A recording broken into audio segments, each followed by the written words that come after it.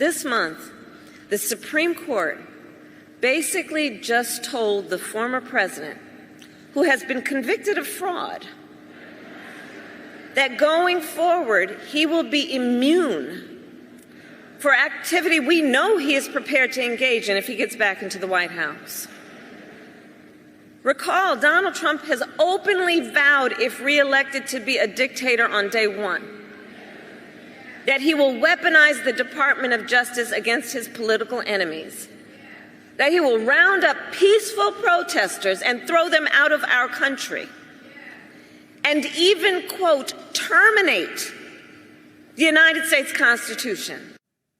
Vice President Harris tonight in Houston. This week, President Joe Biden called for a constitutional amendment in the wake of the Supreme Court's shocking presidential immunity decision. Our next guest, the retired federal judge Michael Luttig, a highly influential conservative jurist, endorsed President Biden's plan, writing, quote, "I support a constitutional amendment that would repudiate the Supreme Court's faithless decision in Trump v. United States and restore the animating principle of our nation and of our Constitution that no man is above the law, least of all the President of the United States," end quote.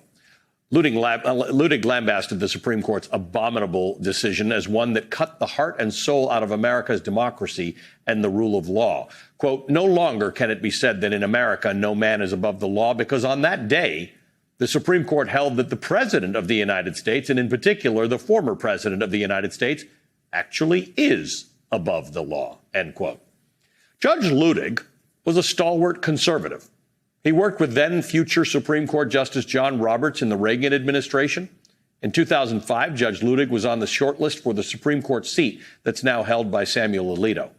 Both Justices Roberts and Alito voted to grant Trump immunity. Justice Alito had the American flag flying upside down outside his house after the attack on the Capitol. That's a symbol used by election deniers. Judge Luttig went the other way.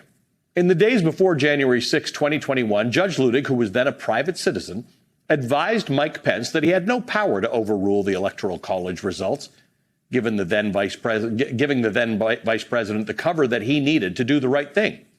In 2022, Judge Luttig delivered one of the sharpest warnings while testifying to the January 6th committee.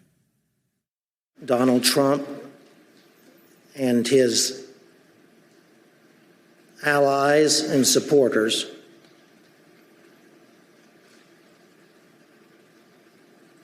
are a clear and present danger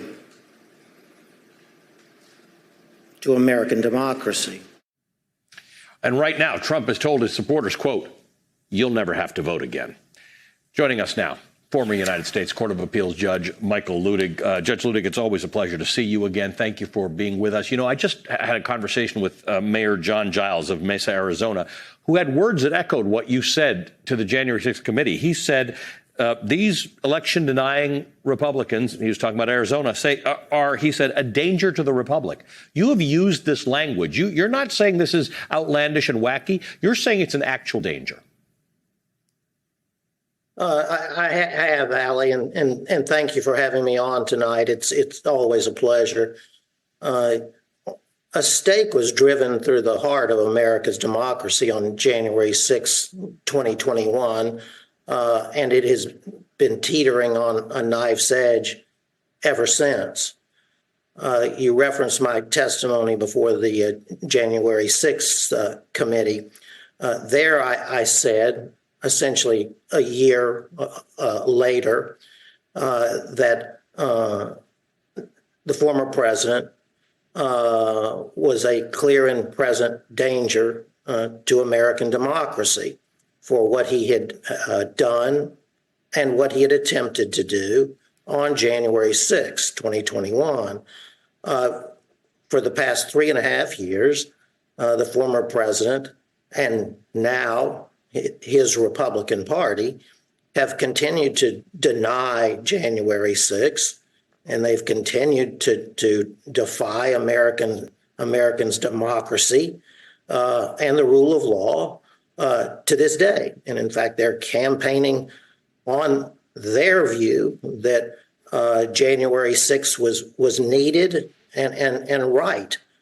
And most recently, I've said that as of today, I believe for those reasons that the former president is an imminent danger to American democracy.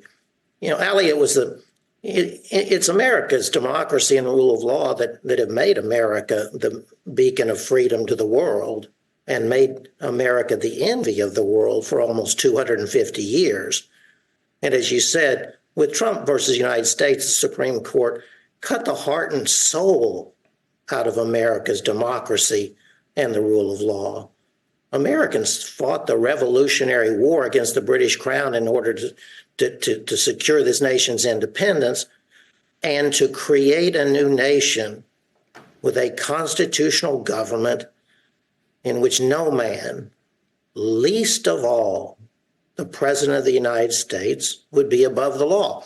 And for 250 years, Ali, the fundamental principle and promise of America and the Constitution has been that no man is above the law. You didn't reference my post of this past week, but in that post, I quoted Thomas Paine in his famous pamphlet, Common Sense, written in support of America's independence from the British Crown. And Thomas Paine rhetorically asked the question that was on the minds and the lips of every American: who is the monarch? Who is the king in America? And Thomas Paine went on to answer that question: in America, the monarch, if there is a monarch, and the king, if there is a king, is the law. It can never be said again that in America, no man is above the law after July 1st, when the Supreme Court granted the President of the United States, and in particular, the former President of the United States of America, essentially absolute immunity to commit crimes and offenses against the United States of America.